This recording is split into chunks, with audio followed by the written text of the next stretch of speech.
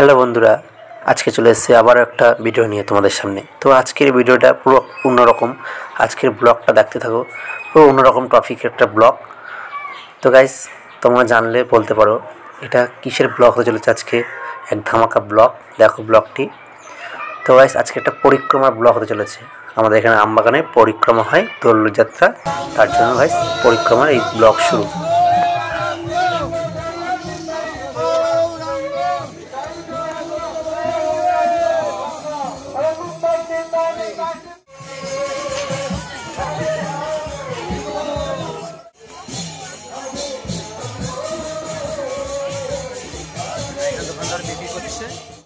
এটা হলো গৌরনিতাই, কারণ নবদ্বীপ ধাম গৌরনিতাইয়ের জন্যই অবদান গুরুত্বপূর্ণ। তো সেখানে এর জন্য পরিক্রমা হয় এই দোলযাত্রা উপলক্ষে।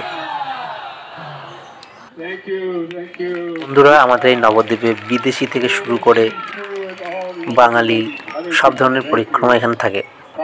তো তারা এখানে আসে, পাঠ করে, কীর্তন করে, খাওয়া দাওয়া করে চলে যায়।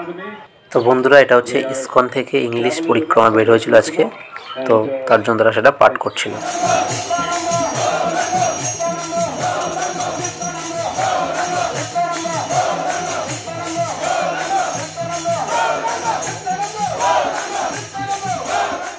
তো বন্ধুরা, পরিক্রমা দেখে বুঝতেই পারছো ওরা কত আনন্দ করে, আনন্দ উপভোগ করে। হ্যাঁ, এখানে এসে নৃত্য করে, পাঠ করে, ঠিক আছে, সমস্ত কিছু মিলিয়ে যেন একটা ধামাকা।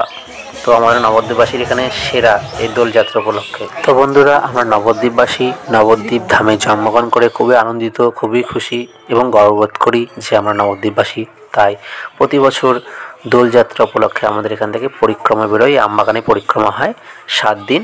তো এই আমবাগানে আমরা আসি, এখানে দোকানপাট বসেছে, তারা পরিক্রমায় বিক্রি করে এবং সকল ভক্তবৃন্দরা সেখানে আসে, কীর্তন করে, দোলযাত্রা উপলক্ষে নৃত্য করে, ঠিক আছে, পাঠ করে। এগুলো করার পর তারা একটা স্থানে যায়, সেখানে খাওয়া দাওয়া করে বিশ্রাম করে। সো বন্ধুরা, তোমরা দেখতেই পাচ্ছ এই পরিক্রমায় কত লোক, প্রায় 2 থেকে 3 হাজার করে লোক আসে এক একটা পরিক্রমার মধ্যে।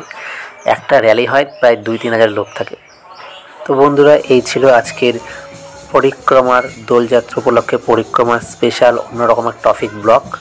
তা ব্লগটি তোমাদের কেমন লাগলো, আজকের এই পরিক্রমার কীর্তনটি তোমাদের কেমন লাগলো, সকলে কমেন্ট বক্সে কমেন্ট করে জানাবে এবং ভিডিওটি ভালো লাগলে লাইক, শেয়ার, কমেন্ট করবে। আমার এই বং রোহিত চ্যানেলটি সাবস্ক্রাইব করে পাশে থাকবে। Thank you.